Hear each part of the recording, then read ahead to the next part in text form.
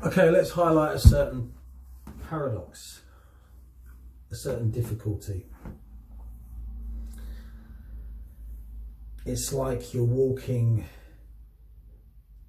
on a razor's edge. On one side you've got complete disaster, and on the other side you've got just realizations on macrocosmic levels. Ruin on that side, hell, heaven on the other. God knows I ain't going to be falling down that, so I'm going that way. Whatever happens, I'm going to win. But you see, what I'm going to highlight here is one of the key factors if you're into occult, magic, you know, the whole spiritual thing. Obviously there's a lot of shady, difficult characters and a lot of broken people, and you know, it's when the shit hits the fan, you know, you're going to look for meaning. You know, I guess you could sort of argue that, you know, poorer backgrounds create more spiritually minded people. You know, obviously, you know, the West, the rich West, if you like, we're moving away from, you know, religion, if you like, and spiritual awareness, because it's like you don't need it. So, you know, if the chips are down, you kind of need the help of the spirits, right? And you know, if I'm talking to people who, you know something about magic, the occult, shamanism, you know, this kind of thing, when you're listening to the, you know, the podcasts and, you know, the cast of characters that, you know, make their podcasts and, you know, interview each other and all that kind of thing, I feel that one thing that gets left out quite a lot is how trauma affects an opening in the mind. But this actually puts you in a very precarious and dangerous situation, you know, as I was trying to highlight by that metaphor of, you know, walking that razor's edge. But you see, you have to go through that to end up with anything really worth having. And if you can make it through, you're going to find yourself, I don't know, this idea of the, you know, the HGA, Holy Guardian Angel, the higher realization, you know,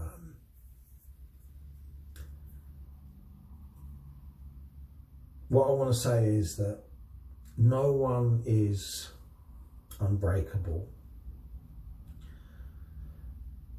We all have to manage our humanity, but within what we are capable of dealing with and controlling, you know, in terms of the decisions that we would make, and, you know, what happens when we're pushed. I suppose, you know, now I'm into my early 40s and I'm definitely not that young guy anymore. I'm middle-aged, and it means you've seen enough, you've been through enough, and, you know, you've seen people break, people try and pretend, people clutch at straws, and it's funny, you live in this outward life of, you know, running your business and getting by with the bills and, you know, trying to make things happen for you in life.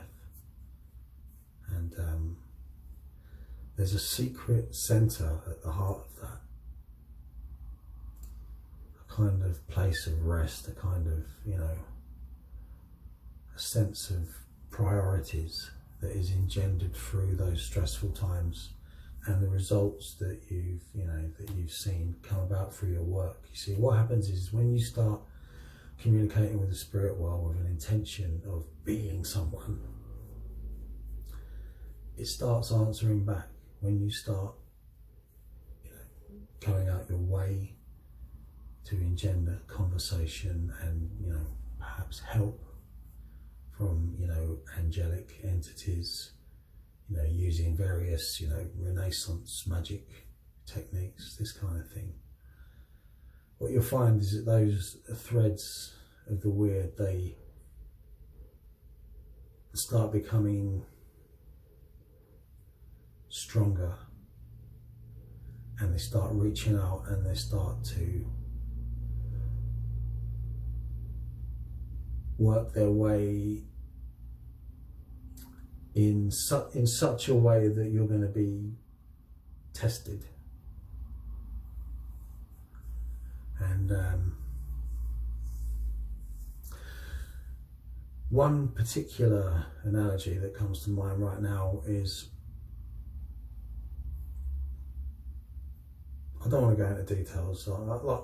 I mean, I will go into details at a later date on all kinds of things, but I think that the medium of writing is better for that when it comes to, you know, certain things. But I was in a position where I didn't know if things were going to be okay. I was in a bad place, you know, spiritually and physically, in terms of where I was. A really bad place, you know. And I was psychologically tested, you know, quite strenuously. And I saw, as I was, you know, my mind, you know, I didn't want to be awake. My mind was shutting down. I just wanted unconsciousness. And I saw like a flock of starlings, you know, flying around in the sky together. And again, an explicit knowing, no actual words, but the explicit knowing was, you know, of, you know, the communication that they don't all make it. You know, if you got a flock of animals, you know, or, you know, or you know, whatever, you know, you could apply that analogy to lots of things, you know. Nature throws out a lot of stuff because it's, you know, they ain't all going to make it, right? And it's the same with people's souls, if you like, you know. And I'm not talking about eternal damnation, but I believe that is, annihilation is possible if you really get things wrong. You know, I feel quite strongly about that. So they don't all make it, you know. Some are going to get picked off by predators. Some are going to get too tired. Some are going to get they get bad luck come their way. Just all kinds of mixtures of, you know, situations. And so I was picked up, and I found myself outside a short while later. And I had no idea that there actually was like a massive kind of like nesting space on this roof with all these starlings flying around. I'd come in at the opposite side of the building. There's no way I could have known. I couldn't hear them in the room that I was in. So somehow my mind under stress was being given, you know, a message, awareness had stretched out, or something had reached out to me, and it's quite a powerful experience. Like, I had no idea that flock of starlings was there. And I always think about that when times get really rough. I think, you know, they don't all make it, you know. Just pick out that bird as a metaphor for the soul, right?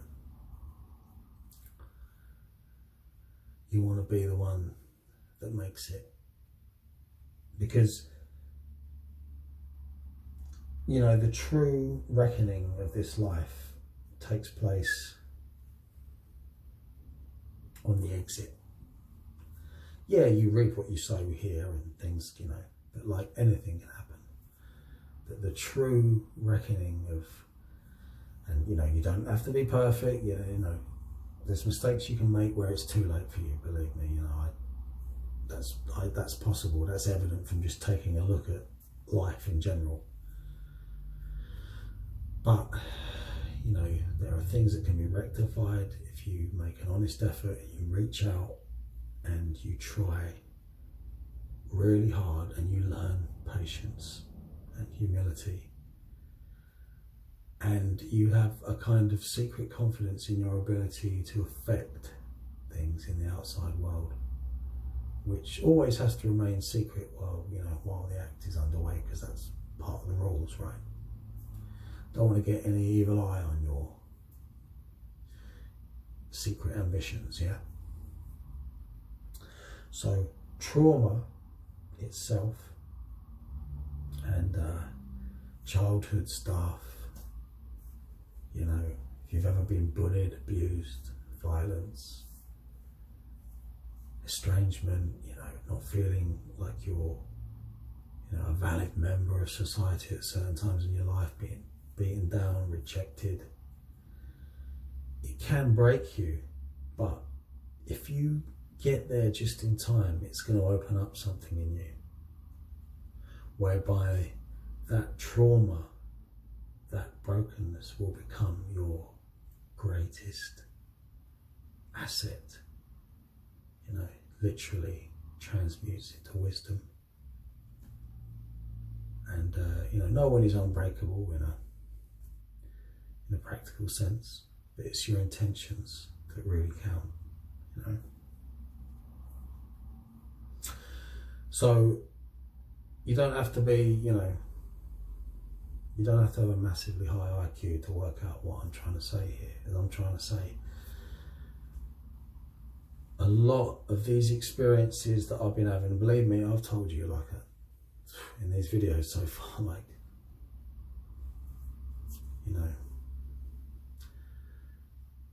a hell of a lot less than 1%, obviously, yeah. And why would you care? Well, I'm not assuming that anyone would, but if you listen thus far, maybe something I've said is striking a chord in you. Because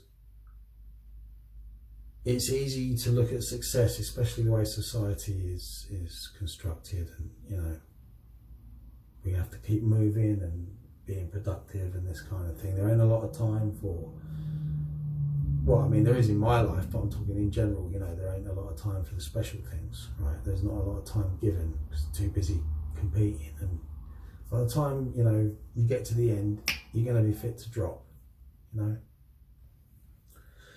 So what I'm saying is that I've been through times where my mind, I just wanted to be unconscious.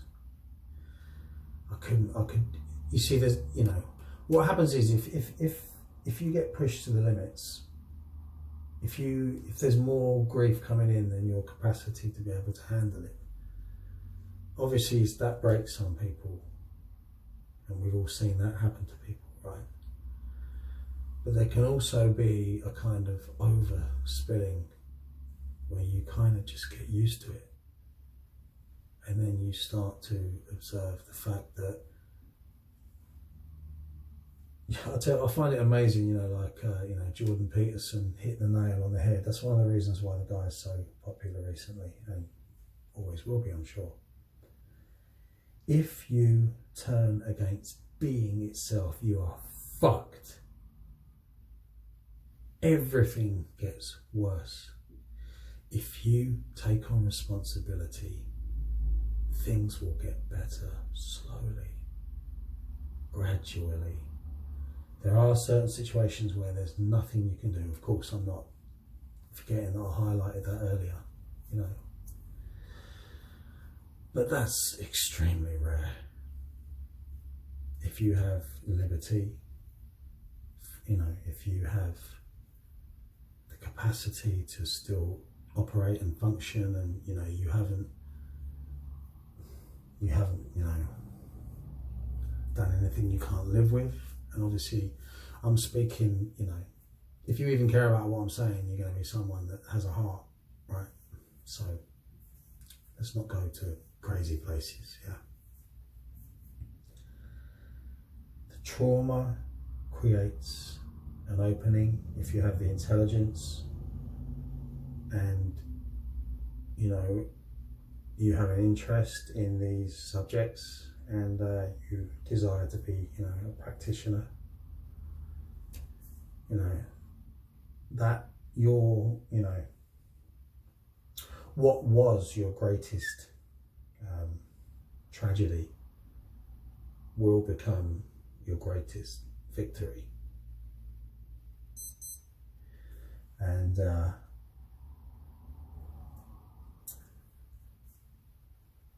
I mean, you know, I wouldn't, you know, I don't have, you know, a particular, you know, religious home, if you like. You know, as an occultist, you can draw upon many things. I have favourites, you know, my ancestry is kind of, you know, Anglo-Saxon, Celtic, if you like, predominantly. You know, I've been away to Egypt to visit the pyramids at Giza. I've had a long love affair with Mesoamerica. You name it, I've read, you know, you read and you have phases on different places. One minute, you know, you might be into Buddhism for a little while, and you gradually draw upon all these sources. And that's one of the strengths of occult philosophy, is that you're looking for the archetypal principles behind all these techniques, behind the window dressing, you know. But one thing I've learned is that this idea of the ascended human being, you know, which is, you know, like Christ or the Buddha, and Tifereth on the tree of the Kabbalah. You see, there's a reason why people, you know, have a spiritual conversion and all of a sudden things start getting better for them, you know, providing that it's wholesome, right? It's so easy in these times, you know, to look with complete disdain on anything that's got anything to do with spirituality and say, you know, let's keep it scientific, you're full of shit. It's a subjective thing with its, you know, that has a lot of literature and, you know, it has techniques that are readily accessible. They're there for you to participate in. And with the right mixture of all these things that I've been talking about, you can reach a state in your life where, you know, you're not invincible, but you have allies, and you have a sense of calling, and a sense of mission, a sense of faith, without the egotism, without the craziness, and without the neediness that is quite so often a byproduct of that trauma.